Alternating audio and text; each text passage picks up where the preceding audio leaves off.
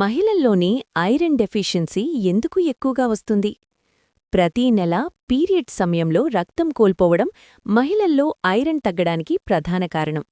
అంతేకాదు, సరైన పోషకాహారం లేకపోవడం, ప్రెగ్నెన్సీ మరియు డెలివరీ తర్వాత శరీర బలహీనత, గ్యాస్ట్రిక్ సమస్యలు కూడా ఐరన్ డెఫిషియన్సీకి దారితీస్తాయి.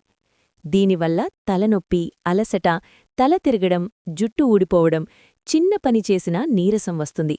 అయితే దీన్ని తగ్గించడానికి ఏం తినాలి? ఐరన్ ఎక్కువగా ఉండే ఆహారం తప్పనిసరి. పాలకూర, తోటకూర, మెంతికూర లాంటి ఆకుకూరలు, బెల్లం, ఖర్జూరం, ఎండుద్రాక్ష, అంజీర్, పప్పులు, శనగలు, ఎర్రమాంసం, గుడ్లు చాలా మంచివి. ఐరన్ శరీరంలో బాగా అబ్జార్బ్ అవ్వాలంటే నిమ్మకాయ, నారింజలాంటి విటమిన్ సి ఆహారం కలిపి తినండి. ఈ సమాచారం ప్రతి మహిళ తెలుసుకుంటే ఆరోగ్యం మీ వెంటే ఉంటుంది.